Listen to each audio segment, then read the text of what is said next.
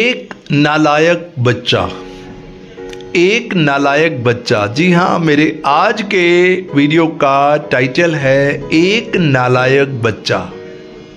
आपने कई बार देखा होगा एक फैमिली में दो बच्चे होते हैं। एक बच्चा जो होता है ना, वो बहुत अच्छा होता है, पढ़ाई में भी अच्छा होता है, स्पोर्ट्स में भी अच्छा होता है, हर चीज़ में वो अपनी लाइफ में अच्छा कर रहा होता है। अपनी मानसिक स्थिति को भी संभाल लेता है, अपने विचारों को भी संभाल लेता है, अपने मन पे भी नियंत्रण होता है, हर तरीके से वो बच्चा ठीक होता है। और एक बच्चा ऐसा होता है जो बिल्कुल नालायक होता है, जो पढ़ने में भी अच्छा नहीं होता, स्पोर्ट्स में भी अच्छा नहीं होता, वो अपने मन में चलने वाले भावों को भी नहीं संभाल पाता, अपनी मानसिक स्थिति को भी नहीं समझ पाता। अब माँ बाप क्या करते हैं, उस बच्चे की तो चिंता उनको नहीं होती। जो बच्चा सही है, जो बच्चा अच्छे से पढ़ता है, स्पोर्ट्स में भी ध्यान देता है, माइंड भी ठीक है और उसका मन भी शांत है, माँ बाप उस बच्चे को ज़्यादा ध्यान नहीं देते। माँ बाप का पूरा अटेंशन कहाँ होता है? उस नालायक बच्चे पे। उस नालायक बच्चे में जो पढ़ाई में भी अच्छा नहीं है, स्पोर्ट्स में भी अच्छा नहीं है, जो अपने मन में चलने वाले विचारों को भी नहीं संभाल पाता, तो माँ बाप का पूरा अटेंशन उसी बच्चे पे होता है। नालायक बच्चे पे माँ बाप का ज़्यादा अटेंशन होता है। इस बात में एक बहुत गहरा मैसेज छुपा हुआ है। अगर आप स्ट्रेस, मानसिक तनाव, टेंशन या डिप्रेशन में रहते हैं, 24 घंटे नेगेटिव विचारों से घिरे रहते हैं, तो आज इस एग्जाम्पल के थ्रू मैं जो आपको बताने वाला हूँ, अगर आप इस बात की गहराई को समझ जाते हैं ना, तो आप कभी भी मानसिक तनाव का शिकार नहीं होंगे और आप एक तनाव मुक्त जीवन जी पाएंगे। अब आप ये देखिए कि माँ बाप का सारा अटेंशन उस नालायक बच्चे पे है। ठीक इसी तरह आप जब जिस भी भगवान को मानते हैं, प्रभु, परमात्मा, ईश्वर, गॉड, अल्लाह, जिनमें भी आप विश्वास करते हैं, आप किसी भी तरह के तनाव से, स्ट्रेस से या टेंशन से निकल रहे हैं। मेरा आज का ये वीडियो एक आध्यात्मिक पहलू से जुड़ा हुआ है। आप किसी भी तरह की स्थिति से निकल रहे हैं, आप सिर्फ उस प्रभु, परमात्मा, ईश्वर के आगे यही प्रार्थना कीजिए कि हे प्रभु, मैं आपका एक नालायक बच्चा हूँ, मैं आपका एक नालायक बच्चा हूँ, बैक बेंचर हूँ, मुझे कुछ नहीं आता, मैं अपने मन में चलने वाले विचारों को नहीं संभाल पाता, मेरे विचार मुझसे नहीं संभलते, मैं एक नालायक बच्चा हूँ, मुझे एक आप ही का सहारा है, मैं एक आप ही के सहारे चलता हूँ, तो मुझे कोई ऐसा इम्तिहान मत दे देना, मुझे कोई ऐसा प्रभु इम्तिहान मत दे देना जिसको मैं पार ना कर पाऊँ, कोई ऐसा इम्तिहान ना दे देना जिसमें मैं फ़ेल हो जाऊँ। तो अगर आप कोई ऐसा इम्तिहान देते भी हैं, अगर मेरे जीवन में कोई ऐसा कठिन समय चल रहा है या आता है, तो उस इम्तिहान के लिए आपने मुझे तैयार भी करना है। अगर आप मेरे सामने कोई इम्तिहान रखते हैं, तो मुझे उसकी तैयारी करने की भी हिम्मत दीजिए, बल दीजिए, विश्वास दीजिए, तभी मैं उस इम्तिहान को पार कर पाऊँगा। हे प्रभु, परमात्मा, ईश्वर, गॉड, अल्लाह, इम्तिहान लेना भी आपने है, पास भी आपने करना है, फेल भी आपने करना है। मैं तो सिर्फ अपने कर्म करूँगा, जैसा आप चलाएंगे मैं वैसा चल लूँगा। मैं आपका एक नालायक बच्चा हूँ, इस नालायक बच्चे का दुनिया में और कोई सहारा नहीं है। मैं आपके भरोसे अपनी नाव चलाऊँगा, जहाँ आप ले जाएंगे, जो आप कहेंगे, मैं उस तरीके से चलूँगा। मैं एक नालायक बच्चा हूँ। हम भी तो परमात्मा, प्रभु, ईश्वर, गॉड, अल्लाह के लिए बच्चे ही हैं ना। अब एक बच्चे ने स्वीकार कर लिया कि मैं नालायक बच्चा हूँ, मैं कर्म करने के लिए तैयार हूँ। हे प्रभु, मुझे शक्ति दो, हिम्मत दो, ताकत दो कि जो इम्तिहान आप मुझे दे रहे हैं उसको मैं पास कर पाऊँ। भगवान अपने नालायक बच्चों का ध्यान ज़्यादा रखते हैं।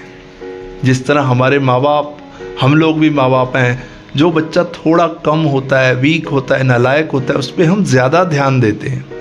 उसी तरह भगवान भी नालायक बच्चों पे ज़्यादा ध्यान देते हैं।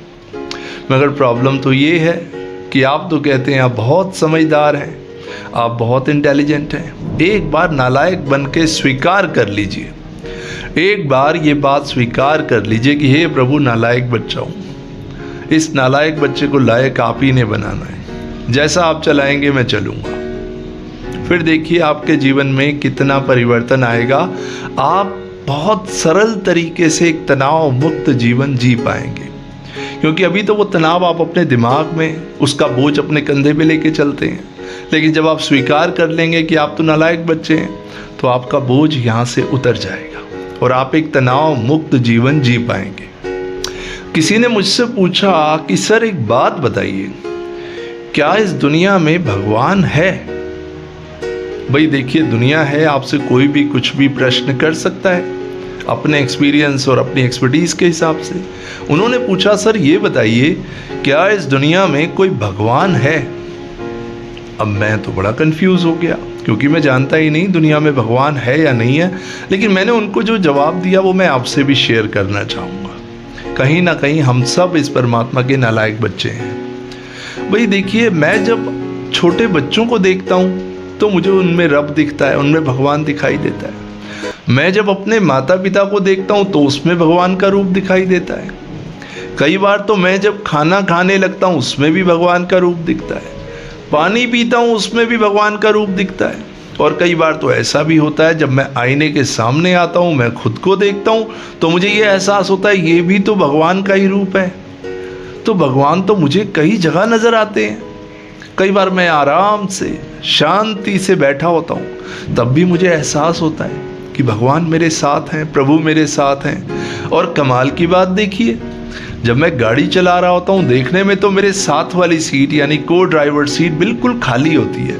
अगर आप देखेंगे या कोई देखेगा तो वो यही कहेगा, सर सीट पे तो कोई नहीं है, आपके लिए कोई नहीं है, आपके लिए सीट पे कोई नहीं बैठा। लेकिन मेरे लिए तो मेरे प्रभु बैठे हुए हैं, वहाँ भगवान विराजमान है। मुझे तो वहाँ दिखाई देते हैं, मुझे तो बारिश में भी दिखाई देते हैं, दुख में भी दिखाई देते हैं, सुख में भी दिखाई देते हैं, अपने अंदर भी दिखाई देते हैं। जब कभी लाइफ में कठिन समय आता है तब भी दिखाई देते हैं, जब खुशियों का समय आता है तब भी दिखाई देते हैं, छोटी छोटी चीज़ों में दिखाई देते हैं। कभी आप गाड़ी लेके कहीं जा रहे हैं, किसी बेचारे मजबूर ने आपकी गाड़ी का विंडो नॉक किया, जब मैं उनको देखता हूँ उनमें भी भगवान नज़र आते हैं। और मुझे कई बार ऐसा लगता है कि प्रभु स्वयं ही सब कुछ प्रभु का बनाया हुआ, जब उसमें भगवान नज़र आता है तो मुझे ये सोच आती है कि भगवान स्वयं ही चल पड़े, भगवान खुद मांग रहे हैं। तो मुझे तो हर जगह नज़र आते हैं। बाकी पता नहीं, क्योंकि हम तो भगवान के नालायक बच्चे हैं, हमें इतना पता नहीं कि भगवान कहाँ मिलते हैं, कैसे, जिस रूप में जहाँ दिखते हैं वहाँ हमें दिख जाते हैं। हमें बच्चों में भी दिख जाते हैं, बड़ों में भी दिख जाते हैं, पानी में भी दिख जाते हैं, और खुद में भी दिख जाते हैं, और आप में भी दिख जाते हैं। जब इस माइंडसेट से हम चलते हैं, जब इस तरीके से हम चलते हैं, तो चारों तरफ पूरी सृष्टि आपको इसी की बनाई हुई नजर आती है, और आप खुद को इस सृष्टि को एक ही मानते हैं, दो नहीं मानते। तब आप कभी तनाव या स्ट्रेस या मानसिक तनाव का शिकार नहीं होते। बहुत शांति से अपनी लाइफ आप जी सकते हैं, क्योंकि हर जगह आप क्या देख रहे हैं? अगर हर जगह ही आपको पॉजिटिविटी नज़र आने लगेगी, चाहे कितना ही कुछ नेगेटिव हो, आप उसमें से भी पॉजिटिव ले आएंगे, तो कहाँ रहा आपके दिमाग में मानसिक तनाव, स्ट्रेस, या कुछ छिपे हुए विचार या कुछ छपे हुए विचार? सब आपके दिमाग से चला जाता है और आपको मानसिक शांति का बहुत बढ़िया अनुभव होता है। सो माय डियर फ्रेंड्स, बच्चे, आप एक नालायक बच्चे की तरह खुद को समझिए। कई बार हम अपनी चतुराई दिखाते हैं, जितने ज़्यादा हम चतुराई दिखाते जाते हैं ना, उतना ज़्यादा हम स्ट्रेस या मानसिक तनाव के शिकार होते जाते हैं। और जितनी ज़्यादा हम में सरलता आती जाती है ना, जितने ज़्यादा आप सरल हो जाएंगे, जितने आप सरल होंगे, आसान होंगी चीज़ें, जितना आप चीज़ों को एक सिंपल तरीके से देखेंगे, आप तनाव से बाहर आ जाएंगे। स्ट्रेस या तनाव क्या होता है? जब चीज़ों को कॉम्प्लेक्स वे में देखते हैं, हम एक जटिलता के साथ उसको देखते हैं, तो वो हमारे स्ट्रेस का कारण बन जाता है। जब आप चीज़ों को बहुत डिफ़िकल्ट वे में देखते हैं, जब आप चीज़ों को सिंप्लीफाई नहीं कर पाते, तो वो आपके स्ट्रेस या मानसिक तनाव का बहुत बड़ा कारण बन जाता है। एक बात आपसे पूछता हूँ, अगर आपने प्रभु परमात्मा, भगवान, ईश्वर, गॉड, अल्लाह तक अपनी कोई बात पहुँचानी है, तो आप कौन सी भाषा का प्रयोग करेंगे? Which language you are going to use to talk with God?